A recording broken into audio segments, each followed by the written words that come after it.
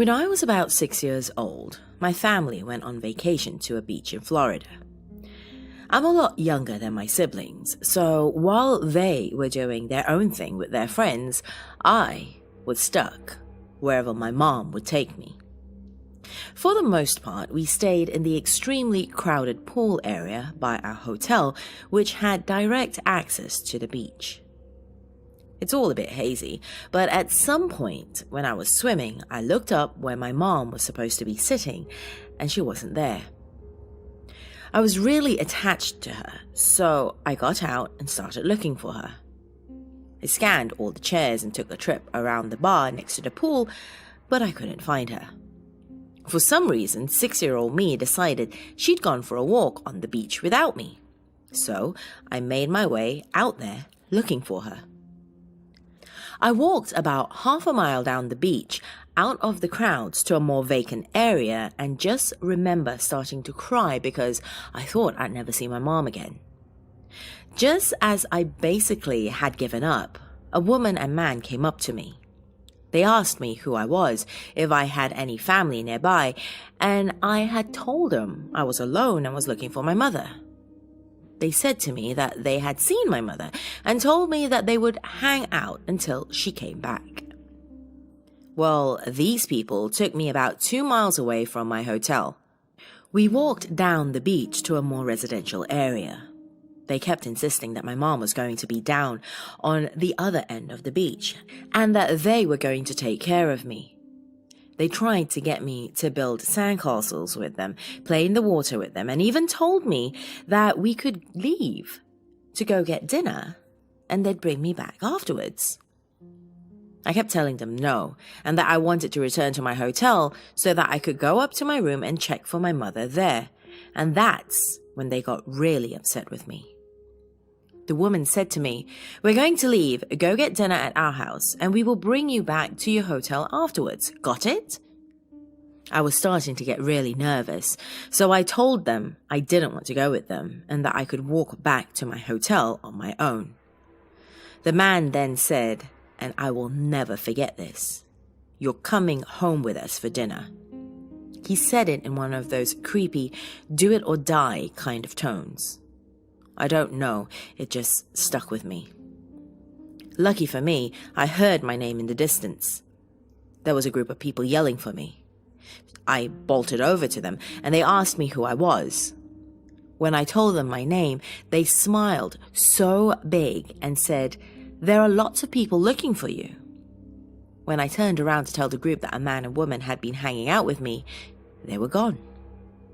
The group, which actually ended up being hotel workers, took me back to my hotel where everyone was waiting.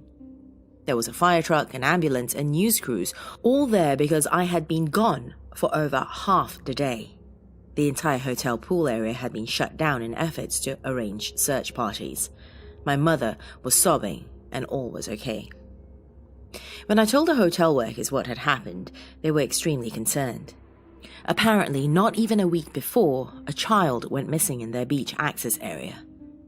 When that kid was found, he claimed a woman and man had lured him out to their car where they tried to forcibly take him home with them. That's when he bolted away and found another family for help. Always be wary of the ocean and never turn your back on it. The ocean is something beautiful and filled with joy, with treasures filling the shores. You can walk for hours along the coastlines, gazing upon the ocean waves. But this beauty cloaks one of the most dangerous and unpredictable forces I've ever known. About 20 years ago, my cousin Carla, who was maybe 15 at the time, was walking with her brother John on one of the beaches in Newport, Oregon. They were walking along the water, on the dark brown sand, with the small waves softly striking their feet. But on the coast, despite the fun of it all, a split second can change everything. 6-year-old John let go of Carla's hand for a moment, and she turned her head. What she saw made her eyes water and shake with horror. Her brother was no longer next to her, and was instead being dragged by one of the waves to the increasingly violent Pacific Ocean waves. She ran to try and save him, but a surprisingly large wave, known as a sneaker wave, struck in front of John, and in a matter of seconds, the riptide pushed John under the water and out to sea. The Coast Guard was called, and a massive search of the local ocean began mere minutes after the incident. John was found in the water with difficulty breathing, but he was somehow still alive. It was fortunate that the waves only took him about a mile or two offshore, or he would have probably never have been found, only to join the boat captains and crew members who have died at sea in the past. John was airlifted to the emergency room, and the doctors tried all they could to save him, but the amount of sand, salt, and water that filled his lungs were too much for him, and sadly, John passed away. My family was devastated, especially Carla and my grandmother Linda, and to this day, they tell me this story as a warning to always pay attention when walking on the beach, because cloaked in beauty, the ocean is a killer, just waiting to snatch its next victim. It was the summer of 2011, and I had just turned 16 and got my first car. So, like any other 16-year-old kid, I liked to hop in my car and turn up the music to ear-splitting levels and go. I started doing a lot of outdoor stuff when I got my car. My friends and I liked to go fishing and hiking. One day, I wanted to go fishing, but everyone was busy, so I decided to head out on my own. No big deal. I packed my car and headed to the beach. It was a nice, warm day on the gorgeous California coast. The only thing that would make it better was having a friend with me. I walked onto the pier and began fishing. People came and went, occasionally making conversation with me. I was there all day, and around 4 p.m., an Asian man who appeared to be in his mid-40s walked up and set his fishing stuff right next to me. Okay, whatevs, I thought to myself. He started making conversation, and before you know it, 2 hours had passed. Well, shit, I better get home. How do you catch something good out here? I started packing my stuff, and this guy says, "Oh, hey, can I have your number so we can text?" I wasn't even thinking. I normally don't hesitate because I was used to giving it out a lot at school. "Oh, sure. Here it is." Oh, shit. What the fuck did I just do? I thought to myself. At that moment, I already knew nothing good would come from this. Sure enough, he called it to make sure I wasn't lying. The creepy bastard. I left without saying anything. Guess what? He followed me back to the parking lot saying he needed to go too. Oh, damn it. My heart started racing. He was going to follow me. I knew it. Luckily for me, he parked way on the other end of the lot. He asked me to wait for him because he still wanted to talk. Okay, yeah, I'll be right here. Yeah, right. I packed my car quickly, changed out of my sandy-smelling beach clothes, jumped in my car, and drove away. My phone went off, and he started following me to the freeway entrance. I didn't answer.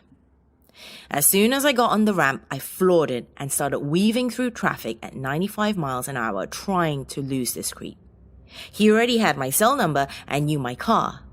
Luckily, I was 45 minutes from home, so I had plenty of time to lose him. Thanks to my trusty Scion TC, I was able to lose him after a 15-minute car chase. I got off the freeway and went through some city streets where I managed to lose him after making various turns and getting back on the freeway. he started harassing me over text messages, saying he wanted me and that he would get me one way or another. He would ask me for nudes. He sent me one of his own, and I kept the messages to show the police if things went further. After months of not replying his messages, he asked me, "Are you mad at me?" I didn't ask for nudes. That was my friend messing around. Chills ran through my body every time I got a message from him. I was on edge at all times, constantly checking my surroundings, and started carrying a switchblade. One day, I finally replied to a message with, "Who's this? I just bought this phone with this number. You must have the wrong number." Luckily for me, that was all it took. He bought it. It stopped. I erased everything he sent me and went on with my life. Since then, I've learned not to just blurt things like that out so quickly. Who knows what this dirtbag would have done to me? It still scares me to think about it. Dan works as a beach patrol officer for a small town on the east coast of Florida. Compared to most other law enforcement jobs, beach patrol is fairly mundane. To give you an idea, the highlight of your average work week during peak season is usually something like treating a swimmer with a jellyfish sting, breaking up a fight, or arresting some drunk idiot for disorderly intoxication. Of course, every now and then, you do see a little more action, and occasionally, you see something truly horrific. There was a teenager in a town about 10 miles north of where my friend works, who went missing one night whilst partying on the beach with some friends. This 17-year-old high school senior was a star athlete on the football team and a strong swimmer by all accounts, so none of his friends were overly concerned when he waded into the choppy surf by himself. They sat around their bonfire, drinking beer and having a good time. They said they only took their eyes off him for a minute, and the next thing they knew, he was gone. Now, the first thing that probably comes to your mind of those listening is that this kid must have been taken down by a shark. Truth be told, shark attacks are far less common than you might think, and when they do happen, they're seldom fatal. The biggest threat to swimmers is actually rip currents. These powerful underwater currents can happen out of nowhere and are very quick, sweep even the strongest swimmer out to sea. Growing up in Florida, we're taught from an early age that if you're caught in one, you can escape by swimming parallel to the shore. The trouble is, a lot of people end up panicking and trying to swim against the current, exhausting themselves to the point that they eventually drown. It's easy to imagine how rationality can be abandoned for panic in such a scenario, especially for someone swimming alone at night who has been drinking. Either way, the authorities were notified of the disappearance. The police conducted a search of the area by helicopter, but turned up nothing. A missing persons report was filed, and everyone waited with bated breath as they feared for the worst. A few days later, Dan was at the beach patrol station when a Code 7, which is the dispatch code for a dead person, was called over the radio. He was one of the first responders to the scene when a couple of young teens claimed to have found a body drifting in the water. Through his binoculars, he could see what appeared to be a human head bobbing up and down at the waves, so he and two other officers went out in the patrol boat to investigate. As they got closer, they could see that it was in fact a dead body. The head was, for the most part, still intact, with the hot summer sun relentlessly beating down on it for the last 3 days. It was beginning to show signs of advanced decomposition. The eyes and lips looked to have been pecked away by seagulls, but the features were still mostly discernible, and it was definitely the missing high school student. From the neck down, however, was a completely different story. The rest of the body, which had been in the water the entire time, was now little more than a skeleton, with white flesh rags clinging to the bones. That had been, of course, been nibbled by all manner of aquatic life. Given the condition of the body, the only way to get it back to shore was to lasso it around the neck with a rope and tow it behind the boat. The most ghoulish thing about it, according to Dan, wasn't watching the fish following the body and biting at the stringy strands of rotting tissue as they pulled it with the boat, as was dragging it onto shore, only to discover that the ribcage and pelvis were infested with crabs, which had been enjoying a feast of their own. As for the two teens who reported it, they had been out surfing when one of them felt something brush up against him. He thought it was just a clump of seaweed, until he turned around and realized he was staring straight into the eyeless sockets of a human corpse. The incident was so traumatic that the boy apparently needed psychiatric counseling. It all happened about 10 or 12 years ago. I don't remember how old I was, but probably somewhere between 5 or 6 years old. We used to live in a city right next to the ocean. All this is happening in Germany. So obviously, during the summer, my family would go to the beach and enjoy themselves. Me and my best friend Jonas were just exploring the area around the beach and were just being little kids. There was this huge bush that you could go into. It might sound weird, but try to imagine a bush about 20 to 30 feet high, thick sides and hollow on the inside, so kids would always go in there and play. Me and my friend went in there and we were just joking around, fighting with branches and stuff like that. That's when I noticed a shadow outside the bush heading towards the entrance of the bush. My friend and I don't think anything about it and just keep playing.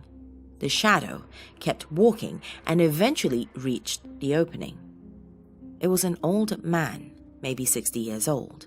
He starts smiling and tries to talk to us. We're basically trapped in the bush and start to freak out since we weren't supposed to talk to strangers, and here is this old guy trying to talk to us. He asks us stuff like where we are from and where our parents were. That's when my friend lost it and booked it through the bush's side. The guy's smile changes to an angry, scary face and charges at me. I follow my friend's example and we run to our parents. We told them what had happened and they stopped allowing us to go back there. We keep going to the beach for a couple of weeks and I could always see the guy in the distance looking at me and my buddy. So fast forward a couple of weeks, there was a huge lifeguard building with toilets. My friend goes to pee and I go with him because I want to buy some ice cream. He goes to the restrooms, which are about 20 feet down the hall from the snack bar. I buy my ice cream and wait for him. That's when I heard the scream. I run to the bathroom and rip open the door. There's just one stall with the door open. The same old guy that had been stalking us is standing in the stall's door. I can see my friend in the stall standing in the corner screaming and crying. That door behind me has shut. The guy sees me and starts yelling and looks like he's about to murder someone. I hurry to open the door and storm out to get help. I scream as loud as I can and a couple of lifeguards run over. I point to the door and they went in. They got the guy and the police were called. Me and my friend had to make statements and my friend was in therapy for a couple of months, but is now fine. Turns out this guy was a known child molester, but police had no evidence to lock him up till then. My cousin and I went night fishing on the coastline once. During the night, all the fish get more active and supposedly come closer to the surface because there aren't any birds snatching them up. So it's ideal for casting a rod into the waves. Anyway, I had been on the rods from 6 to 8 p.m, and it was cold and I was tired. So I switched over with my cousin and tucked myself into the blanket and beach chair thing that we bought. It was getting to be dusk now, and I looked out along the beach, and about 300 meters up, I see a lump that looks to be moving its way up from the ocean and along the beach. I pointed out to my cousin, who also notices it, but it's dark now and very cold, so we couldn't really be bothered to investigate. I kept looking back at it every 10 minutes or so, because it's the only thing that's interesting when you're waiting for fish to hook. And sure enough, it went further up the beach every time, slowly crawling. I can see small limbs fluttering and trying to shift its large body forward, so I assume this is a sea turtle heading to shore to lay eggs. I'm interested to see this small sea creature a little closer, so I walk off towards it with a torch. As I get closer, it stops shuffling, but I can make it out a lot better. Its domed back and flat limbs are semi-obscured by the sand. As I get about 50 meters in, I'm struck by confusion. It's no longer resembling a sea turtle, but turns out to be a piece of driftwood. What? I turn it over to make sure that no crustacean is hiding underneath. I had watched this thing crawl its way up the beach and distinctly remember seeing sand flick up as it crawled. I walked back to our fishing spot and looked back, and sure enough, it had crawled up to the tree line. My best friend Diamond and I took a trip down to a little town called Oxnard on the California coast to visit my aunt. Since we left in the afternoon, we didn't arrive until sundown. My aunt still wasn't home, so we decided to head to the beach. When we arrived, it was already dark, but since I hadn't seen the ocean in years, I didn't care. We grabbed our blankets and started for the sand. That's when we heard him. About 200 feet away was a man. He had his back turned to us and was screaming and flailing his arms around wildly. We tried to look around, but even in the dark, we could tell there was no one around for him to be screaming at. A little wary, we continued walking towards the shore. Excited, I put my blanket down and looked up. The man had turned around and was now facing us, still screaming and waving his arms around. I looked up at Diamond and told her we could come back tomorrow in the day. We started walking towards the car and I glanced over. I don't know if it was the dark, but it looked like he was closer, still screaming. I looked down and asked Diamond if he was looking over. She looked up and started walking faster. He's coming towards us.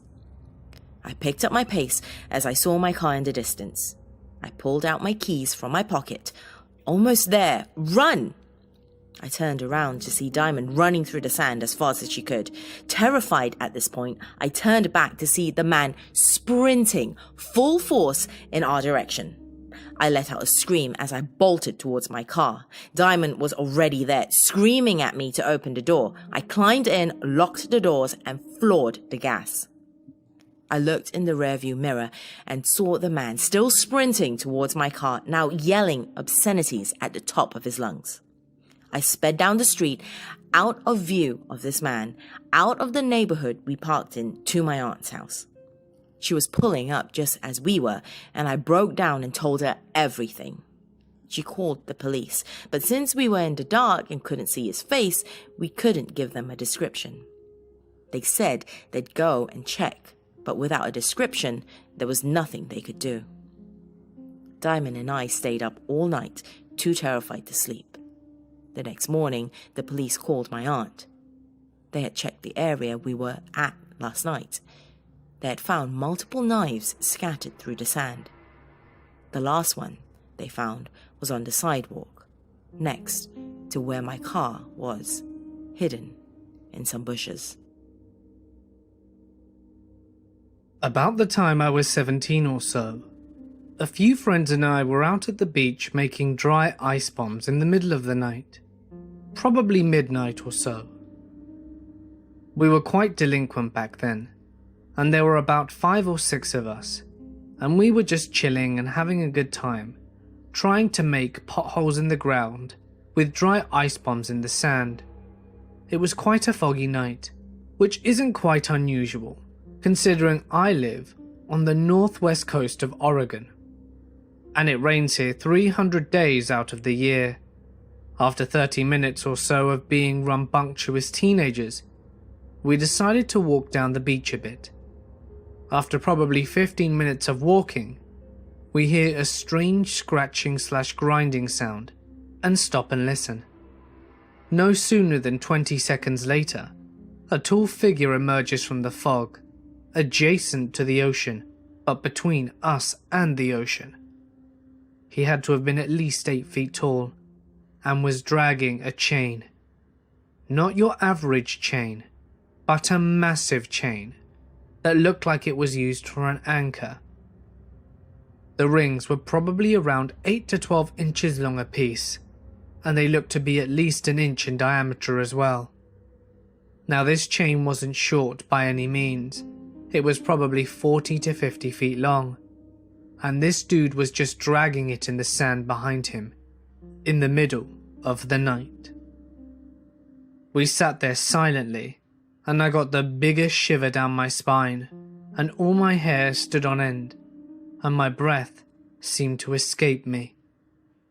We gathered watching the figure cross our path and make its way up the beach, and the chain slowly faded out of sight.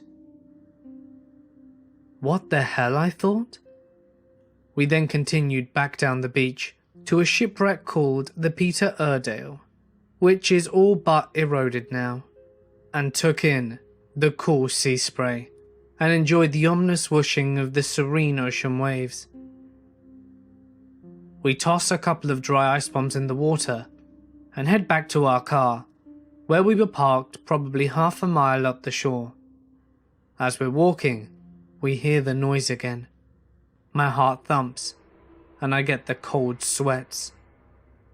And it was that thing again, trudging that goddamn chain up the beach.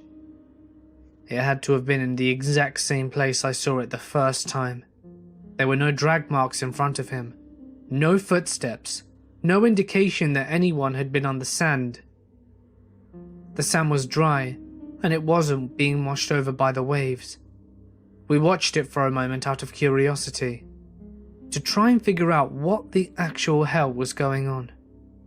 We stood there dumbfounded, watching the figure trudge through the sand with its unfathomably massive chain dragging behind it.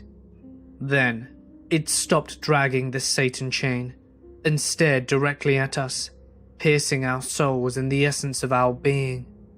We stood there, jaw dropped, staring back at the shadowy figure. It began to march slowly towards us, and we decided to book it through the sand. I have never ran so fast in my life. We all pile in the car and floor it out of there, easily hitting 80 miles an hour on the straight stretch of road across. I never saw the shadowy figure again. It was the strangest, most heart-wrenching, horrifying thing that I've ever experienced. None of us were on any drugs. We were all straight-edge kids, clean as a whistle. A week or so later, a friend of ours who wasn't there told us that people used to practice black magic on the dunes there, and there were some artifacts of demonology and inverted crosses scattered about.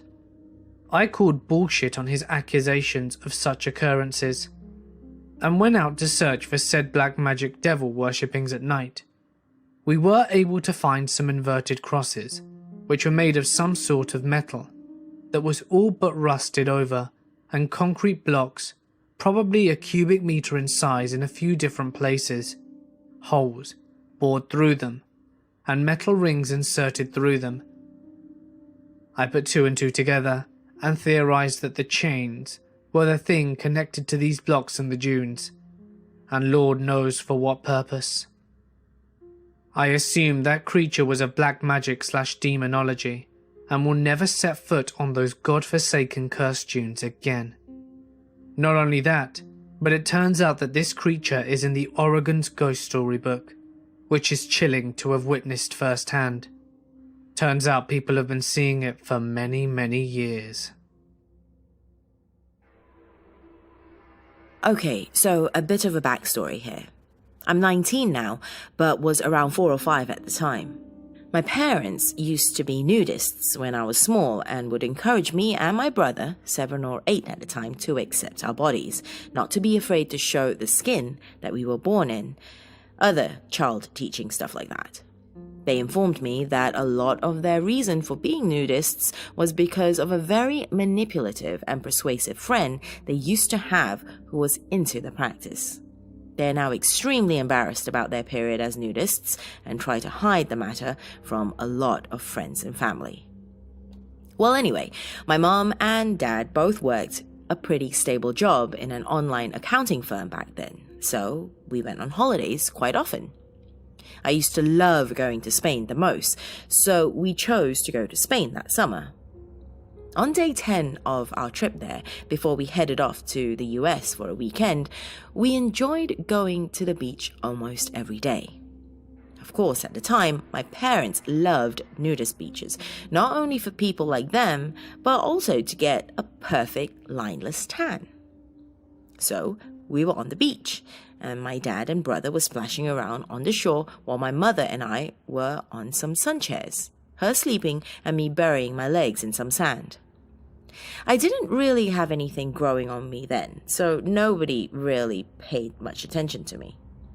They did like to look at my mother occasionally though, and when I told her, we moved our chairs back to a more secluded part of the beach where there were less people.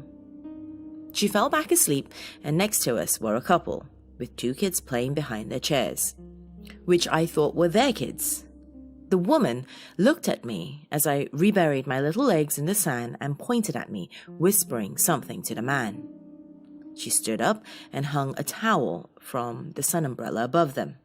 He reached into a duffel bag next to him and got out some sunscreen and started to rub it on a sausage-like thing between his legs vigorously. I now know what this sausage was. He was staring intently at me, and even 14 years later, I remember that odd look of determination but pleasure on his face. He passed the sunscreen to his girlfriend or wife, and she slipped some in between her legs as well. Even at that age, and with my parents being nudists, I felt an instinct that it was not right for them to be staring at me and touching themselves like that. I tried to ignore them and look away, but when I looked back, they were still staring at me. The woman's look was a little softer than the man's, but still really thoroughly creeped me out. What happened next is one of the creepiest things that has ever happened to me, and that is saying a lot compared to the other things that have happened to me. The next minute, the woman stopped touching herself and got up.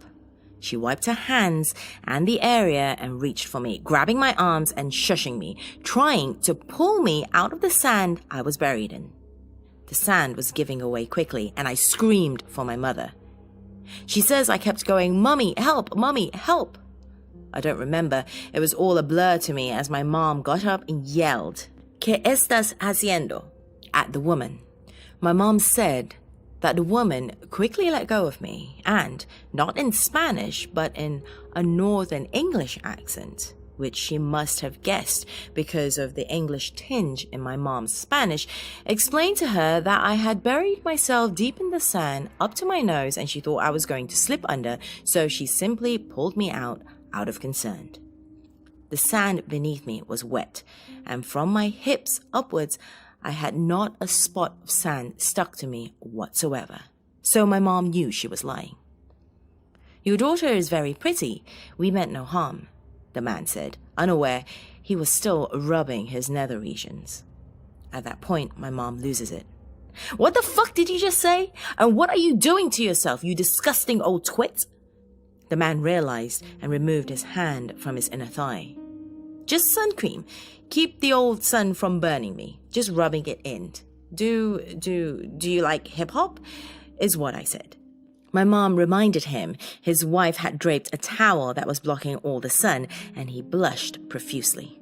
She spat in the woman's face, got my hand, and dragged me away quickly. We got to my brother and dad, and she told my dad what had happened. He stormed over to the lifeguard and explained to him very shortly the situation, and then him and the lifeguard went to where our stuff was.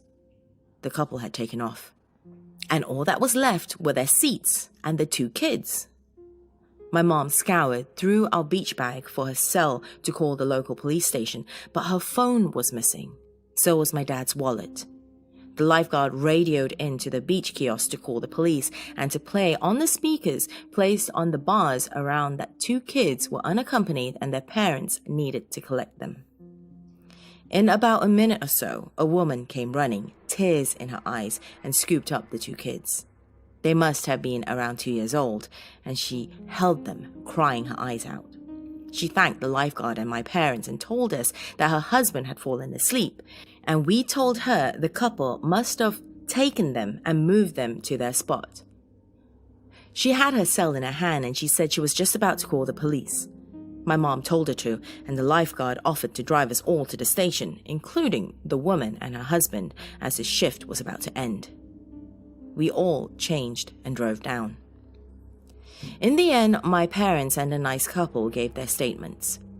2 days later, that couple was caught in a hotel offering kids around a pool sprites that had apparently been drugged. They admitted to being child fetishes, a more complicated word for nasty pedophiles, and were arrested for many charges like child abduction. They were found with a kid in their hotel room, attempted kidnapping, child molestation, trespassing, amongst others. My dad says they were deported back to somewhere near Bradford, but ran away before court was due. I don't know if they're still out there. But creepy, vile couple who hurt kids and upset my childhood, let's never, ever meet again. Me and my buddy were taking a stroll at night on a beach in Florida. Lido Key Beach, if that makes a difference. Right after a big dinner. It was midwinter, and the wind was really whipping. Had to be in the low 30s with the wind chill. Because of this, the beach was deserted. No one. Moon is out, and lighting up the place so well, and everything is casting a shadow. So we're talking and whatnot, when we notice there is a guy walking parallel to us, but he's right near the surf. So we're near the sidewalk, because no one in their right mind walks near the surf in winter. The water is freezing. I point him out to my buddy Jim. Nothing really that odd yet, but this guy is keeping perfect pace with us. He's wearing a hoodie, so we can't see his face, and his hands are buried in his pockets. We speed up a little, and he speeds up too, at the exact same time. We slow down, so does he. Okay, whatever. My friend and I are both very large, and this is just one dude. Jim tells me this guy might be looking for trouble, so to be on our toes. I should mention that this being Florida, the beach is flat. Not even sand dunes. There's no place to hide. Everything is flat and wide open. It's just us and the mystery dude, as far as we can see. The guy is throwing off some pretty aggressive vibes. He's been following us for about 15 minutes, and has now started staring at us whilst walking. He's not even looking where he's going. I turn my head to my buddy, and tell him that this guy is nothing but trouble. I turn back. He's gone. There is no place that this guy could have disappeared to in 4 seconds. I turned my head. No dunes, no lifeguard towers, nothing. It was hundreds of feet to the sidewalk where we were. The only place to go would have been the water, and that was a death sentence considering how cold it was. Not to mention we heard no splash, and there seemed to be no disturbance. Me and Jim just standing there in stunned silence, looking in every direction in the bright moonlight for the person who we'd been watching following us for the last 20 minutes. This takes place in a small, relatively quiet beach town in the southeastern United States, about 15 years ago. I went to the beach with my friends and our families when we were maybe 15 or 16 years old. We had a bonfire on the beach and a few of the guys were drinking. One of the guys from our group got really drunk and we had pretty much to carry him back up to the condo where we were spending the night. He forgot his shoes down where the fire was, so his sister, our friend, and I went back to get it. We had to exit through a private gate from the condo to get to the beach, then pass by the public beach access boardwalk to get to the place where we had gathered earlier. We saw 2 larger people coming down onto the beach from the public access entrance, almost bumping into us, and they never said a word. It was really dark, probably 12 at night, and there were no lights to speak of where we were. So, we get to the stupid shoes. The sister picks them up and stands up, and I see a laser on her forehead. So I tell her, "Hey, you have a laser on your face." And she says, "You have one on your face."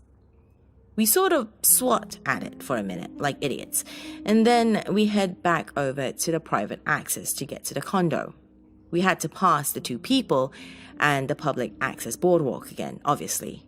They were just standing, not moving, not talking, but you could see the light from a cigarette in their hands. We almost get to the gate when I hear this weird, pop, and then a whizzing sound, and then a thunk as something hits the wood gate. We stop and listen, and I decide it's bows and arrows because I am logical. And then we hear it again, and sister drops the shoes and grabs her leg, and we realize she has been shot with a bullet, not an arrow. So I scream, "Run!"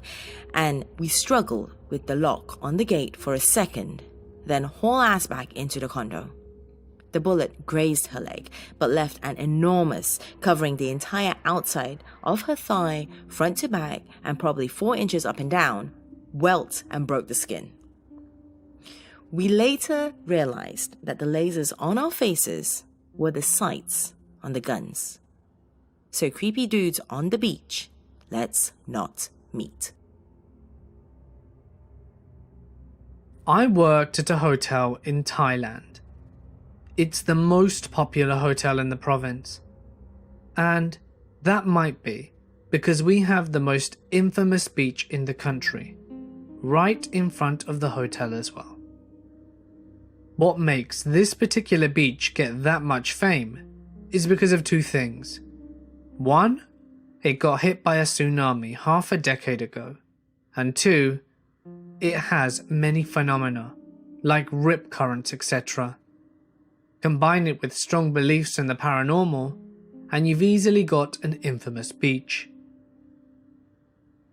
When I got out of my shift, I'm usually strolling on the balcony on the 3rd floor of the hotel, which gave me a whole view of the beach at night. Quite a sight to behold. That night, when I arrived there, some guests are already there, but someone caught my eyes. A tour guide, which is normal in this business, but by the way she's staring at the beach puzzled me. I slowly walked towards her, and when she saw me approaching, she smiled at me. We exchanged a few words about this and that, and her parting question was something I'll never forget. Oh, by the way, isn't it quite dangerous to swim at this hour, in the sea around here?" "Yes, ma'am." She then proceeded with her normal tone, with a bit of curiosity. "Well, I guess they're like some kind of national swimmers then." Her finger then pointed to the sea behind us. She continued, "I saw a lot of them coming out of the sea, and a lot more on the beach, so I guess that it must be too crowded in the afternoon to do serious training or something. But shouldn't you guys provide them with some light at least?" "The least part," she said whilst playfully punching me in the arm, and she then excused herself for the night. And there I was, staring into the empty dark beach in the middle of the night, with her words still ringing in my ears. A few years ago, my friend Alison and I decided to head to a local beach on a hot summer day. We were in our preteens, so I had my mom drive us. When we got there, it was incredibly crowded, with little kids playing in the sand and on the nearby jungle gym. Alison and I decided to sit ourselves down in the sand and enjoy the heat while my mom and one of her friends that she invited to come along kept an eye on us.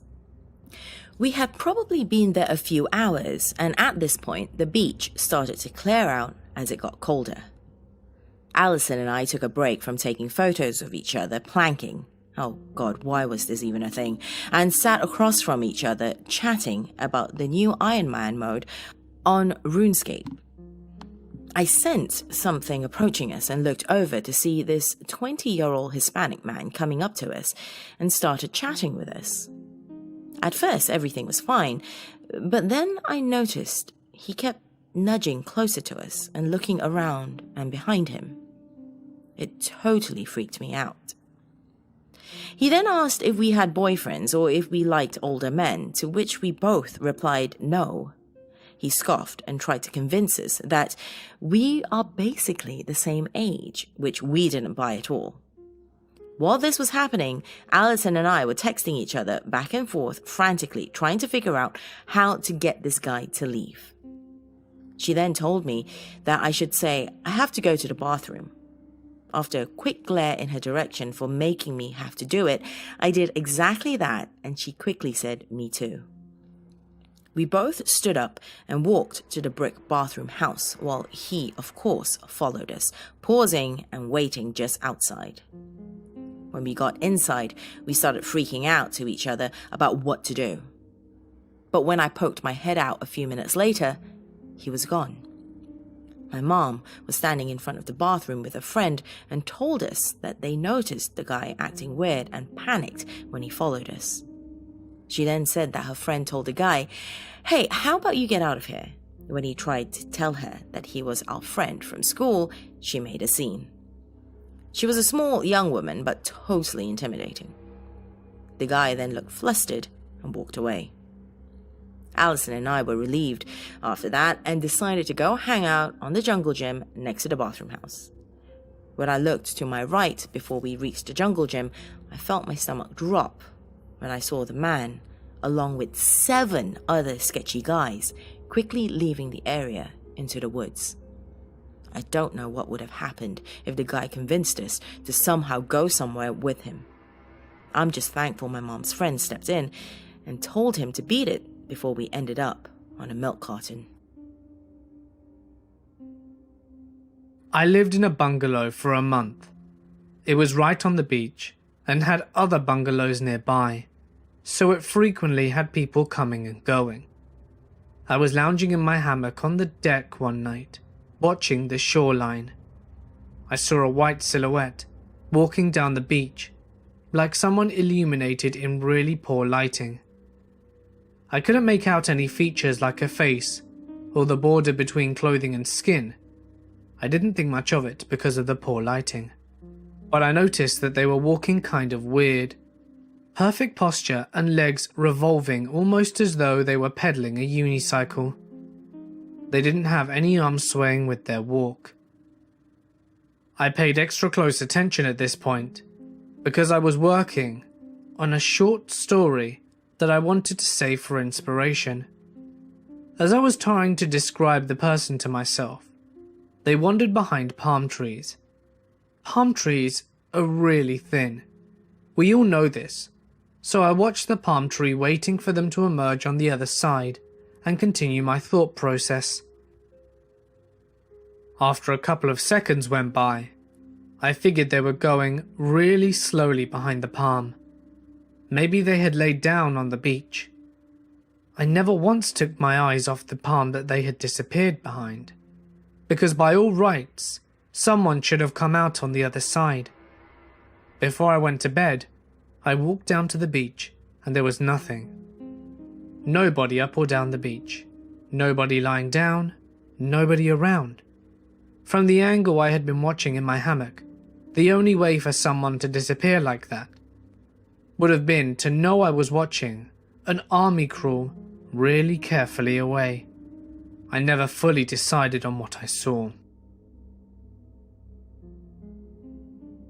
So I had just graduated from high school in June, and about 2 weeks later, some friends and I decided to go camping out on the beach and have a bonfire and whatnot. There was a ton of other people there too, so we weren't too worried about some shit happening. A lot of them were still awake at their campsites well into the night. And at this age, no bonfire is complete without lots and lots of pot. Haha. So there's 4 of us, and we're hotboxing the tent. We're really turned up, and we're just munching away on whatever we had while talking and listening to music outside the fire. 1 a.m. rolls around and my mom calls me because she suddenly changed her mind and wanted me to come home. But I was so high I wasn't capable of leaving just yet. So I waited an hour and we hop into my buddy's truck and tear up the beach on the 10-minute drive back to the parking lot where I had left my car.